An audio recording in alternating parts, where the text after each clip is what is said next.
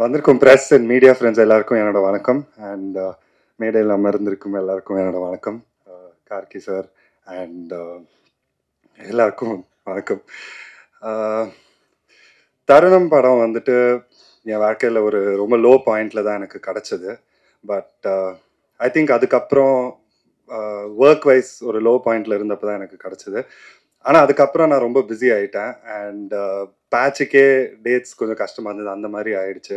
So நான் இந்த படத்தை வந்துட்டு எனக்கு ஒரு லக்கி சாமா தான் நான் இந்த படத்தை பார்க்குறேன். அண்ட் இன்னைக்கு இந்த படத்தோட ட்ரெய்லர், சாங்ஸ் உங்கள் எல்லாருக்கூடையும் பார்க்குறதுல எனக்கு ரொம்ப சந்தோஷம். எல்லாமே ரொம்ப நல்லா வந்திருக்கு. இந்த படத்தில் நான் ஒரு முக்கியமான கேரக்டர் பண்ணுறேன்.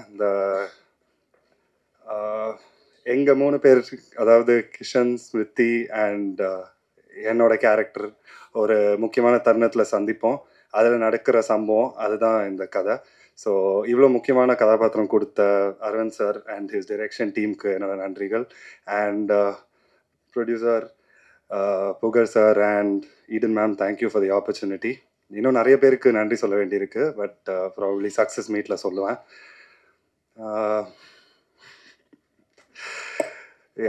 அண்ட் ப்ரெஸ் அண்ட் மீடியா, எங்களோட படத்தோட ப்ரெஸ் மீட்டுக்கு வந்ததுக்கு ரொம்ப தேங்க்ஸ். ஏன்னா எனக்கு தெரியும் இப்போ உங்களுக்கு நிறைய ரிலீஸஸ், உங்களுக்கு நிறைய ஒர்க் இருக்கும். அதை தாண்டி நீங்கள் இன்றைக்கி வந்திருக்கீங்க. ஸோ பெரிய பெரிய நன்றிகள். எனக்கு என்றைக்குமே ஒரு ப்ரெஸ் அண்ட் மீடியா உங்களில் ஒருத்தராக தான் எனக்கு தோணியிருக்கு. ஏன்னா நான் ஒரு 5 இயர்ஸ் சுரேஷ் சந்திரா சாரோட இன்டர்னாக ஒர்க் பண்ணியிருக்கேன், அசிஸ்டண்டாக ஒர்க் பண்ணியிருக்கேன். ஸோ நிறைய ப்ரெஸ் மீட்ஸ் இதே இடத்துல இங்கே தான் நின்றுட்டுருப்பேன். ஸோ என்றைக்குமே எனக்கு ஒரு ஃப்ரெண்ட்லியாக தான் நான் ப்ரெஸ் அண்ட் மீடியாவை பார்த்துருக்கேன். அந்த லவ் அண்ட் அஃபெக்ஷன் எனக்கு என்றைக்குமே கிடச்சிருக்கு. அது நம்ம படத்துக்கும் கிடைக்கும்னு நான் நம்புகிறேன். ஸோ Jan 14th எங்களோட படத்தை பாருங்கள் அண்ட் உங்களோட ஆனஸ்ட் ஒப்பீனியன்ஸ் கொடுங்க. And thank you all so much. அனைவருக்கும் வணக்கம். பத்திரிகை நண்பர்கள் அப்படி தான் சொன்னோம். ஆனால் நான் ஒரு 2019 வரைக்கும் இது இங்கேருந்து தான் நான் என்னோடய பயணத்தை நான் ஸ்டார்ட் பண்ணியிருக்கேன். ஸோ வணக்கம். என்னோட தருணம் டீமுக்கு வணக்கம். Dhananjayan sir, thanks for coming sir. It means a lot to me. Actually நான் தேஜாவை பண்ணும்போது நான் ரேண்டமாக ஃபேஸ் பண்ணுற கொஸ்டின்ஸ் என்னென்னா, நீங்கள் யார்கிட்ட அசிஸ்டண்ட்டாக இருந்தீங்க அப்படின்வாங்க. நான் யார்கிட்ட இல்லைன்னுவேன். அப்போ எதுவும் ஃபிலிம் ஸ்கூல் பண்ணிங்களான்னுவாங்க. ஆமாம், நான் அது ஒரு சொல்லுவேன். ஆமாம், ஃபிலிம் ஸ்கூல் பண்ணேன். 4 ஃபிலிம்ஸ் என்னோடய ஃபிலிம் ஸ்கூலு, பிரசாத் என்னோடய யூனிவர்சிட்டின்னு சொல்லுவேன். ஸோ நான் அப்படி ஒரு 9 வருஷங்கள் நான் அவங்க கூட பயணித்து எந்த மாதிரி அவ்வளோ படங்கள் நம்ம பார்த்துருக்கோம், அப்படி பண்ணோம். ஸோ அங்கேருந்து இங்கே வந்துட்டு இன்றைக்கி நான் ஒரு 2வது படத்தை நிற்கிறேன் அப்படின்னா கண்டிப்பாக அது உங்களோட சப்போர்ட்டு. எனக்கு அருள்நிதியே சொல்லுவார், அது என்னங்க உங்கள் படத்துக்கு இப்படி சப்போர்ட் பண்ணுறாங்க, ஏன் நான் பண்ண படத்துக்கு கூட இப்படி பண்ணதில்லைன்னும் போது, இது எல்லாமே நீங்கள் என் மேலே வச்சுருக்கிற அந்த அந்த ஒரு அன்பையும் அது நீங்கள் எவ்வளோ ப்ராமிசிங்காக என்னை பார்த்துருக்கீங்கன்னு மட்டும் எனக்கு புரிஞ்சுது. ஸோ அதான் இந்த படத்தோட பூஜையில் பேசும்போது நான் ரொம்ப கான்ஃபிடென்ட்டாக சொல்லியிருப்பேன். இது இந்த மாதிரி படமாக பிளான் பண்ணுறேன், இப்படி தான் எடுக்க போகிறேன்னு நான் சொல்லியிருப்பேன். இன்றைக்கி இந்த படத்தை எடுத்து பார்த்துட்டு நான் இன்னும் கான்ஃபிடென்ட்டாக சொல்லுவேன், நான் என்ன சொன்னனோ அதை கண்டிப்பாக இந்த படத்தில் எடுத்திருக்கேன். ஸோ நான் எப்படி ஒரு தேஜாவை முடிச்சுட்டு வெளியே நான் உங்களோட ரிவ்யூக்கு நான் போல்டாக நின்றனோ, இந்த படத்துக்கும் நான் கண்டிப்பாக நிற்பேன். ஸோ அப்படி ஒரு ப்ராடக்டாக இந்த படம் வந்திருக்கு. ஸோ இந்த படம் எடுக்கிறதுக்கு உறுதுணையாக இருந்த தயாரிப்பாளர் என் நண்பர் புகழுக்கு ஃபஸ்ட்டு தேங்க்ஸு. ஏன்னா ஒரு மிட் நைட்டில் தான் எங்களோட இந்த ப்ராஜெக்ட் சும்மா அப்படி பேச ஆரம்பித்து ஸ்டார்ட் ஆன ப்ராஜெக்ட் தான் இது. ஆனால் ஒரு விஷயம் என்னென்னா, எங்களுக்கு நிறைய டிஃபரன்சஸ் எல்லாமே இருந்தாலும் ஒரு விஷயம் நான் சொல்லிட்டே போய் எல்லாருக்கிட்டையுமே நான் அவர்கிட்ட சொன்னேன், எல்லாருமே ஒரு புது தயாரிப்பாளர் இந்த மாதிரி ஒரு தேஜா மாதிரி ஒரு இயக்குனரை வச்சு பண்ணும்போது என்ன எதிர்பார்ப்பாங்கன்னா, ஒரு பெரிய நடிகரோட கால் ஷீட் வாங்கி ஒரு பெரிய படமாக பண்ணி பெரிய லாபம் பார்க்கணும்னு நினைப்பாங்க. பட் நான் அவர்கிட்ட இந்த மாதிரி ஒரு ஐடியா சொல்லிட்டு, இல்லை இந்த மாதிரி நான் புதுமுகங்கள் வச்சு தான் பண்ண போகிறேன், இந்த மாதிரி ஒரு கதை தான் இருக்குது அப்படின்னும் போது அவர் சொன்ன ஒரே விஷயம், அரவிந்த் எனக்கு சினிமா பற்றி ஒன்றுமே தெரியாது, உங்களை எனக்கு தெரியும், நீங்கள் உங்களுக்கு அனுபவத்தை தெரியும். ஸோ அதனால் நீங்கள் யார் ஹீரோன்னு சொல்கிறீங்களோ அவங்க ஹீரோ, இல்லை நீங்களே ஹீரோன்னு நினச்சிங்கன்னா கூட நீங்கள் ஹீரோ அப்படின்னு சொல்லிட்டு தான் அவர் சொல்லிட்டு இருப்பார்.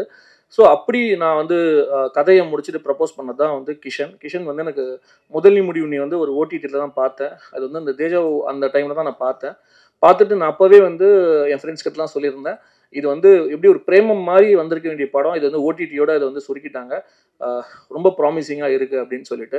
அப்போ எனக்கு சத்தியமாக தெரியாது நான் கிஷன் கூட நான் ஒர்க் பண்ண போகிறேன் அப்படின்னு சொல்லிட்டு. அதுலேருந்து ஒரு 6 மாதம் ஒரு கதை முடிஞ்சுது. கதை முடிஞ்சிட்டப்புறம் நான் வந்து ஃபஸ்ட்டு கிஷனுக்கு வந்து ஒரு மெசேஜ் போட்டு ஒரு காஃபி ஷாப்பில் தான் அந்த ட்ராவல் ஸ்டார்ட் ஆச்சு. அவர் அன்னைக்கு வந்து என் மேலே ஒரு ட்ரஸ்ட் வச்சு எப்படி அந்த ட்ராவல் ஸ்டார்ட் ஆச்சோ, இன்னைக்கு வரைக்கும் இப்போ நான் வர வரைக்குமே என்கிட்ட எது இருந்தாலும் கூப்பிட்டு கேட்பாரு. சார் இது ஓகேவா சார்? இது எப்படி சார்? அப்படி சார் அப்படின்னும்போது, எனக்கு இந்த படத்தினால வந்து என்ன ஒரு பெருமையாக இருக்கும்னா, கண்டிப்பாக நான் வந்து ஒரு ஒரு ஸ்டார் இன் மேக்கிங் நான் வந்து கிஷனை வந்து நான் யூஸ் பண்ணியிருக்கேன்னு நான் சொல்லுவேன். ஏன்னா நான் படம் முடிச்சுட்டு பேசும்போது இந்த ரேண்டமாக பேசும்போது ஒரு ஒரு டாக்ஸ் என்ன வரும்னா, இயக்குநர்கள் மத்தியில் இல்லை தயாரிப்பாளர்கள் மத்தியில் எங்கள் ஹீரோவே இல்லைங்க, மார்க்கெட் இருக்கிற ஹீரோவோட டேட் இல்லை அப்படின்னும்போது, அப்போ எனக்கு தோணும், ஓகே ஹீரோவே இல்லை அப்படிங்கிறோம், ஏன் நம்ம யாருமே வந்து ஒரு ஹீரோவை எடுத்துகிட்டு வரதுக்கான ஏன் இது பண்ணவே மாட்டோம்னு சொல்லிட்டு இருப்போம். அப்போ நான் சொல்லும்போது சொல்லுவாங்க, நீ இங்கே இருக்கும்போது சொல்லுவேன், ஆனால் ஒரு படம் வந்து வெற்றி அடைஞ்சிட்டா கண்டிப்பாக நீ பெரிய ஹீரோ தான் தேடி போவ அப்படின்ற மாதிரி என்ன சொல்லுவாங்க. அப்போது அதனாலேயே நான் இந்த படம் இப்படி பண்ணணும்னு நினச்சேன். இப்போ எனக்கு ரொம்ப திருப்தியாக இருக்குது, இந்த படம் பார்த்தப்போ ரொம்ப திருப்தியாக இருக்குது. அதுவும் தனஞ்சயன் சார் வந்து ப்ரிவியூ பார்த்துட்டு ஒரு நாள் கூப்பிட்டுட்டு கிஷன் நம்பர் வாங்கும்போது ஐ ஃபெல்ட் ஓகே, நான் என்ன நினச்சனோ அது இதில் பண்ணிட்டேன் அப்படின்னு சொல்லிட்டு. So thanks sir, thanks Kishan, thanks for trusting me. Then Smriti வந்து எங்கூட தேஜாவில் ஒர்க் பண்ணாங்க. அவங்கக்கிட்ட கதை சொல்லும்போதே சொன்னேன், தேஜாவில் இந்த மாதிரி கதை உங்களை சுற்றி இருக்கும், நான் கதையில் நீங்கள் ஒரு 10 நிமிஷம் தான் இருப்பீங்க அப்படின்னு சொல்லி சொன்னேன். அவங்க வந்து ஓகே நம்பி வந்தாங்க, பண்ணாங்க. அப்போ ஒரு நாள் ஷூட்டிங் ஸ்பாட்டில் நான் சொன்னேன், ஸ்ருதி நீங்கள் நல்லா பெர்ஃபார்ம் பண்ணுறீங்க, கரெக்டாக ஒரு சூட்டபிள் ரோல் இருக்கும்போது நீங்கள் கண்டிப்பாக என் படத்தில் ஹீரோயினாக இருப்பேன்றீங்க. அப்போ அவங்க சொல்லுவாங்க, சார் இந்த மாதிரி நிறைய நான் கேட்டுட்டேன், பட் யாரும் பண்ண மாட்டாங்கன்னு சொல்லிட்டு முடிஞ்சிட்டோம். அதுக்கப்புறம் ஒரு 2 இயர்ஸ் போயிடுச்சுன்னு நினைக்கிறேன். 2 இயர்ஸ் போயிட்டு இருக்கும்போது ஸ்மிருதி தான் ஹீரோயின்னு சொல்லும்போது என் டீம்லேயே வந்து அவங்க ஆச்சரியமாக பார்த்தாங்க. ஏன்னா அது ஸ்மிருதி ஜோன்லேயே அந்த இருக்காது. ஏன்னா ஸ்மிருதியை நம்ம ஹோம்லேயே பார்த்துருக்கோம், ஒரு ஒரு கேர்ள் நெக்ஸ்ட் டோராக பார்த்துருக்கோம். அப்படின்னும் போது ஏங்க எப்படிங்க அதில் ஸ்மிருதி உட்காராங்கன்னா, இல்லை எனக்கு அப்படி தான் வேணும் கேஸ்டிங், இது வரைக்கும் பண்ணாத ரோலில் ஒருத்தங்க பண்ணும்போது தான் அது இன்னும் வந்து ரொம்ப சுவாரஸ்யமாகும் அப்படின்னு சொல்லிட்டு தென் அவங்களுக்கு கால் பண்ண அவங்க ஆஃபீஸ் வந்தாங்க. நான் அவங்ககிட்ட முதலே சொல்லிட்டேன், இதெல்லாம் இருக்கும், ஏன்னா நீங்கள் ஃபஸ்ட்டு கிளிம்ஸ் பார்த்துருப்பீங்க, அதுலேயே ஒரு விஷயம் இருக்கும். ஸோ நான் சொன்னேன் இப்படி தான் ஸ்மிருதி இருக்கும், பட் இது நத்திங் வந்து இதில் ஸ்கிரிப்டுக்கு இது தேவைப்படுது, நீங்கள் திங்க் பண்ணிக்கோங்க, இஃப் யூ ஃபீல் நீங்கள் வேணான்னு சொல்லலாம், நான் எதுவும் நினச்சிக்க மாட்டேன், I will go to next option, நீங்கள் டைம் எடுத்துக்கோங்க அப்படின்னேன். ஒரு ஹெசிடேஷனுக்கு அப்புறம் அவங்க சொன்னாங்க, இல்லை ஐ ட்ரஸ்ட் யூ, உங்கள் மேலே எனக்கு நம்பிக்கை இருக்குது, நான் பண்ணுறேன் அப்படின்னு சொல்லிட்டு வந்தாங்க. தென் ராஜையப்பா நானே இங்கே பல நாள் பார்த்துருக்கேன், மீட் பண்ணியிருக்கேன், ஹாய் ப்ரோ அப்படின்னு சொல்லிட்டு போயிடுவோம். தென் தேஜா வந்தப்பறம் எனக்கு விஷ் பண்ணியிருந்தாரு. தென் ரேண்டமாக ஒரு நாள் வந்து ஒரு மெசேஜ் பண்ணியிருந்தாரு, சார் நான் வந்து ஏதாவது படம் பண்ண சொல்லுங்கள் சார், நான் வந்து பண்ணுறதுக்கு ரெடியாக இருக்கேன் அப்படின்னும்போது எனக்கு ஆக்சுவலாக எப்படி இருந்துச்சுன்னா, ராஜையப்பா வந்து ஹீரோவாக தான் ட்ரை பண்ணுறாருன்ற மாதிரி சில பேர் சொன்னாங்க. ஸோ அதனால் எனக்கு ஹெசிடேஷன் இருந்தது. தென் ராஜையப்பா வந்து நீங்கள் வாங்க நம்ம மீட் பண்ணலான்னு சொல்லிட்டு சொன்னேன். சும்மா ஃபஸ்ட்டு ஜென்ரலாக பேசணும், படத்துக்குன்னே கூப்பிடல, சரி ஜென்ரலாக என்ன ஐடியா இருக்குன்னு பேசும்போது நான் சொன்னேன், ராஜ் இது மாதிரி படத்தில் வந்து ஒரு இருக்கு ரோலு, பட் அது வந்து லீட் கிடையாது, ஆனால் இந்த படத்தில் லீடுனே ஒன்று கிடையாது, 3 பேருக்குமே ரொம்ப இம்பார்ட்டன்ஸ் இருக்கும், நீங்கள் கேளுங்க, கேட்டு உங்களுக்கு கன்வின்ஸ்டாக தான் நீங்கள் பண்ணுங்க அப்படின்னு. அவரும் கேட்டார், கேட்டு சார் ரொம்ப நல்லா இருக்குது சார், நான் பண்ணுறேன் அப்படின்னு சொல்லி சொன்னாங்க. ஸோ இப்படி தான். ஸோ அதே மாதிரி தான் நான் கீதா கைலாசம் மேம் வந்ததாக இருக்கட்டும், ஸ்ரீஜா ரவி மேம் இங்கே இல்லை, அவங்க ஆக்சுவலி ட்ராவலிங்கில் இருக்காங்க, அவங்க வந்ததாக இருக்கட்டும், இது எல்லாமே நடந்தது. பட் எல்லாருமே இன்னொன்று என்ன நினைக்கிறாங்கன்னா, கிஷன் சொல்லி தான் தர்புகா சிவா அந்த படத்தில் வந்ததா வந்து அவர்கிட்ட கேட்டிருக்காங்க, அது உண்மை இல்லை. ஏன்னா வந்து இந்த படத்தில் வந்து டிஓபிக்கு அப்புறம் நம்ம சைன் பண்ணது வந்து தர்புகா சிவா சார், அது வந்து என்னோட சாய்ஸ். அது காரணம் என்னன்னா வந்து இது ஜானராகவே வந்து ரொமான்டிக் ஜானர்னும் போது அதில் வந்து ஒரு லிஸ்ட் ஆஃப் மியூசிக் டேரக்டர்ஸோட லிஸ்ட் நான் எடுத்தேன். அதில் ஃபஸ்ட்டே தர்புகா சிவா நேம் தான் இருந்துச்சு. அவருக்கு நான் மெசேஜ் போட்டேன், மீட் பண்ணோம். அவர் முன்னா ரொம்ப பிக்கி, அதனால தான் அவர் நிறைய படங்கள் பண்ணுறதில்ல. அப்போ அவர் வந்து லைனாக கேட்டார், கேட்டு இன்ட்ரெஸ்டிங் அப்படின்னாரு. நான் ஒரு ஹாப்பி ஆகிறதுக்குள்ளே சொல்லிட்டாரு, இல்லை நான் இன்ட்ரெஸ்டிங் சொன்னதுனால நான் பண்ணுறேன்னு நினைக்காதீங்க, நான் பவுண்ட் படிக்கணும், படிச்சுட்டு ஓகேனா நான் பண்ணுறேன் அப்படின்னாரு. ஸோ பவுண்ட் அனுப்பிட்டு ஒரு 4-5 டேஸ் வெயிட் பண்ணோம். தென் ஹி செட் ரொம்ப எக்ஸைட்டிங்காக இருக்குது, வி கேன் டூ அப்படின்னு சொன்னார். ஸோ அப்படி தான் வந்து தர்புகா சிவா வந்தார். சினிமாவோகிராஃபர் அவரோட ரோலுமே சொல்லி ஆகணும், நீங்கள் விஷுவல்ஸ் எல்லாமே பார்த்துருப்பீங்க, ராஜா பட்டாச்சார்ஜின்னு சொல்லிட்டு. நான் என்னோட இங்கே நிறைய பேர் வந்து என்னோட ஃபர்ஸ்ட் ஷார்ட் ஃபிலிம் பார்த்துருப்பீங்க, நாளைக்கு கொண்டு, அதோட டிஓபியுமே அவர் தான். ஆக்சுவலி என்னோட ஃபர்ஸ்ட் ஃபிலிமே அவர் தான் பண்ணியிருக்கணும், பட் என்னோட ஃபர்ஸ்ட் ஃபிலிம் கோ ப்ரொடியூசரே டிஓபி அப்படின்றதுனால அவர் என்ன சொன்னார், நான் பண்ணுறேன்னாரு. ஸோ சீனியர் சினிமாட்டோகிராஃபர்ன்றனால என்னால் நோ சொல்ல முடியல. ஸோ அப்போ இந்த படம் டிசைட் பண்ண உடனே நான் அவர் அவைலபிலிட்டி செக் பண்ணேன். ஏன்னா அதுக்குள்ளே அவர் பிஸி ஆகிட்டார், பிரியா பிரேமா காதல், இடியட் இந்த மாதிரி படங்கள் பண்ணிவிட்டேன். ஸோ நான் கால் பண்ணி சார் இப்படி ஒரு ப்ராஜெக்ட் இருக்குது, நீங்கள் இன்ட்ரெஸ்டட்னா நம்ம மீட் பண்ணலான்னு மீட் பண்ணோம். அந்த மூமெண்ட்லேருந்து வந்து அவர் இந்த ப்ராஜெக்ட்குள்ளே வந்தார். நான் ஃபஸ்ட் ப்ராஜெக்ட்லேருந்து ரீடைன் பண்ணது அப்படின்னு பார்த்தீங்கன்னா எடிட்டர் சித்தார்த் தான். ஏன்னா எனக்கும் சித்தார்த்துக்கு வந்து சிங்க் அப்படி இருக்கும், சண்டையும் அப்படி இருக்கும், பர்சனலாக ஒன்றும் கிடையாது. அது இதுவாக வச்சுட்டு வந்து நான் அவ்வளோ சீக்கிரம் டென்ஷன் ஆக மாட்டேன். அவர் சித்தார்த் எப்பயுமே வந்து ஒரு பிபியோடவே தான் இருப்பார், கூட இருக்கும்போது டென்ஷன் ஆகிடுவார்.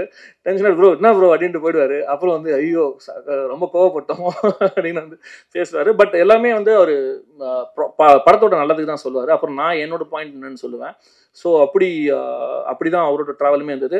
ஏன்னா என்னோட படங்களில் நான் ரைட்டிங்லேயே வந்து எடிட்டிங் இருக்கும். ஸோ அதுக்குள்ளே ஒருத்தர் புதுசாக உள்ளே வந்து அது என்னோட வேவ்லென்த்துக்கு புரிஞ்சுக்கிறது வந்து ரொம்ப கஷ்டம்னு நான் நினச்சிருக்கேன். ஸோ அப்போது நம்மளோட பெரிய ஒரு எடிட்டர்கிட்ட போகலாம்.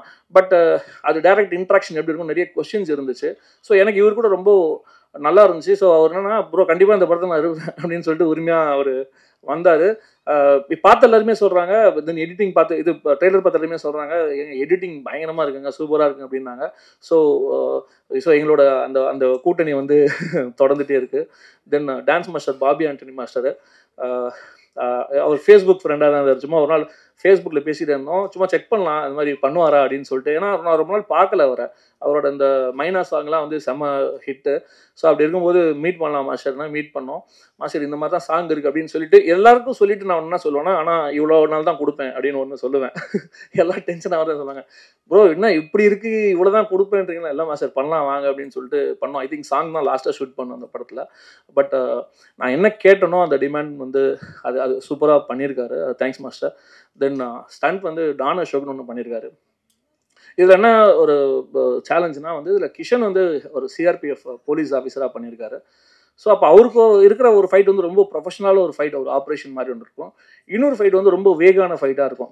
ஒரு லோக்கலாக இருக்கிறவங்க கூட ஒரு ப்ரொஃபஷனலாக இருக்கிறவங்க சண்டை போட்டால் யூஸ்வலாக படத்தில் வந்து இந்த லிபர்ட்டின்னு சொல்லி அதை உடச்சிருவாங்க. ஹீரோவுமே ஒரு மாதிரி லோக்கலாக இறங்கி சண்டை போட்டுவார்.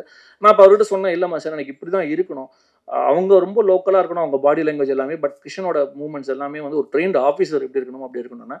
ஸோ அதையுமே ரொம்ப பண்ணார். ரொம்ப முக்கியமாக என்னென்னா வந்து எனக்கு கிட்டத்தட்ட வந்து ஒரு மொத்தமே 4 நாளில் வந்து 2 ஃபைட் எடுத்து கொடுத்தாரு. ஸோ அது நீங்கள் அந்த ஃபைட் பார்த்தீங்கன்னா அப்படி இருக்கவே இருக்காது, அவ்வளோ குவாலிட்டியாக எடுத்திருப்பாரு.